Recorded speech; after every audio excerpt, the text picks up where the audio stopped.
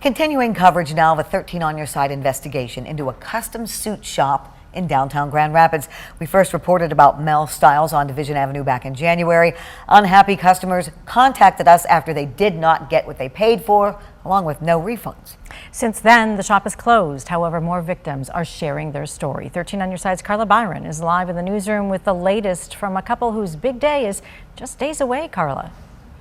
Guys, Tanisha Abron and Jason Cummings' wedding is this Saturday, and they still haven't gotten everything they ordered, including shoes and tuxedo shirts, along with their refund. They didn't see our original story, so they had no clue other customers had concerns. We were never notified that he was having any turbulence in his business at all. Tanisha Abron reached out to owner Archie Sidhu on Mel Styles' Facebook page in November 2021. In February this year, she put in an order for her wedding, a total of $930. We ordered a tuxedo for my fiance and 2 tuxedos for my 1-year-old and my 8-year-old. He came off as very genuine, you know. It was all smiles. It was all happiness. He had made us truly believe that we were in good hands. In July, Abron noticed the shop on Division Avenue had paper covering the windows. But the day when we were supposed to meet him here on the 24th, he called me last minute and said, I got this new, a different address where you guys can meet me at. That address, Abron says, belonged to Sidhu's mother. And unbeknownst to the couple, Sidhu closed shop in July. The exact reasons why are unknown. On August 12th, nearly a week before their wedding, the couple says Sidhu became elusive. This was the day they were supposed to meet to pick everything up. So I text him, hey, did you make it to Grand Rapids yet? Yeah, Tanisha, I can meet you later on today. I said, okay, do you roughly have a time? No response. I called, no response. The couple ultimately got their suits, but not their shirts, bow ties, nor the groom's shoes. Their wedding is this Saturday, and they also haven't gotten a refund.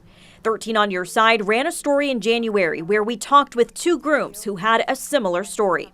There are some things that I'm still learning as a small business owner, and there are things that I don't have control over as a business owner. But also, when it comes to communication, I'm learning to communicate disappointment with my customers. At the time, Sidhu apologized to his customers and told us he's dealt with a continual shortage, a vendor problem, and missing or delayed products from UPS and FedEx. Recent court records show a loan institution sued Sidhu in March 2021 for $7,800 for an unpaid line of credit, interest, and attorney fees, which he has yet to pay back. In May this year, the institution filed a motion to allow a court officer to arrest Sidhu. However, the judge denied it, saying the court already issued a bench warrant. This after Sidhu failed to appear at a court hearing and refused to obey a court-ordered subpoena. Our day is going to be our day, despite this setback. The couple just wants others to be aware so they're not taken advantage of, as they feel they were. He needs to be shut down. He needs to be held accountable for his actions. Because if he hurt us and he's hurt multiple others, he definitely needs to be shut down. This couple is considering taking their complaint to small claims court. In addition, the Better Business Bureau received 1 complaint from May about Mel Styles. The Attorney General's office hasn't confirmed whether there is an investigation. However, they're encouraging people to file complaints with their department as well as local law enforcement. Grand Rapids Police, Child Protective Services, and the state are investigating child neglect claims at a child care center. That center is called Little Lights Childcare on Sibley Street. 13 on Your Side's Carla Bayron has been digging into the allegations. And Carla, you heard from a concerned parent with children who attend the center. Yeah, the mother I talked to filed 2 police reports against 2 teachers at the childcare. She reached out to us because she says she doesn't want other children to go through what her child went through.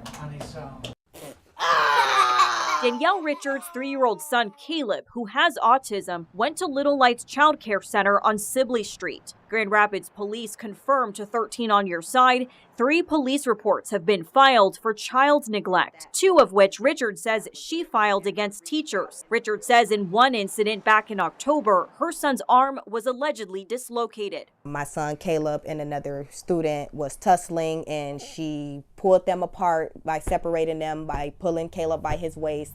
Shortly after, he fell on the floor and just started screaming, crying, and she don't know why. Richard says the teacher denied pulling his arm. The second incident happened in February, where another teacher allegedly forced her child into a corner. I guess she was so upset, she started calling him special ed, and as soon as he got out of the corner, she, went to him and physically put both of her hands on his and forcefully made him pick up every single toy on the ground, even ones that he didn't throw on the ground. What are you supposed to do? Richards made a Facebook Live on December 1st sharing her concerns. At that point, that's when I started getting more and more details and knowing more of the abuse that was going on due to them wrongfully firing a teacher for speaking up. Other Way Ministries, which operates the center, sent out an email to families on December 3rd, saying they're taking the allegations seriously, and they contacted Laura to ensure a thorough third-party investigation.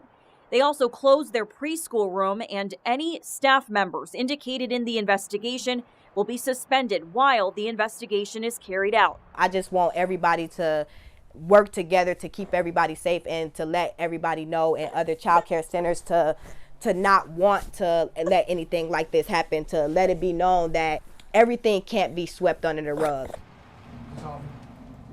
Now, the executive director of Other Way Ministries, Scott Bloom, states as soon as they became aware of the concerns about behavior taking place at the center on December 2nd, they forwarded those concerns to Laura.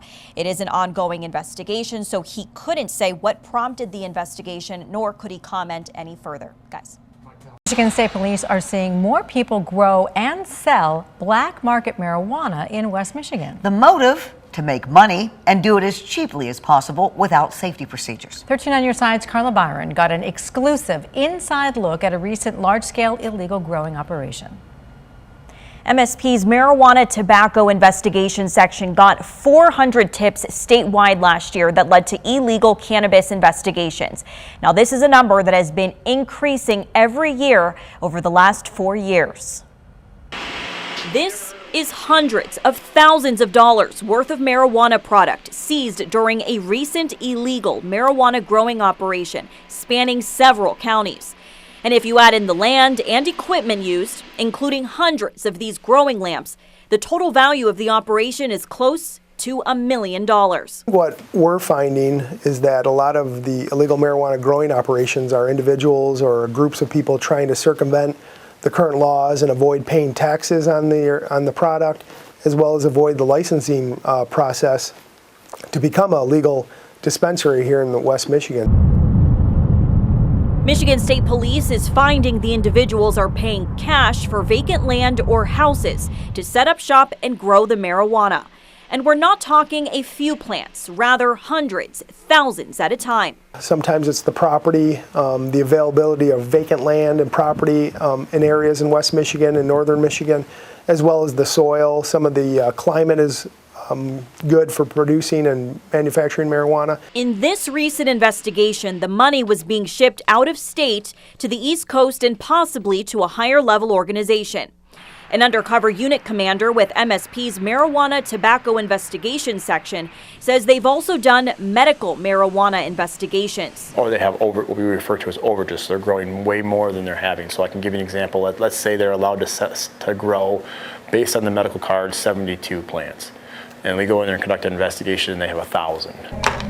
Other aspects of the black market include unlicensed storefronts, such as vape or CBD stores, distributing or selling. Occasionally we will find something where we can actually go in and make purchases under the guise of gifting. So what that means is they'll present an item, say maybe a small pipe or a sticker, where they are claiming that you're purchasing that sticker, and then you're getting the product of cannabis, flower, an ounce, a gram, or whatever it is,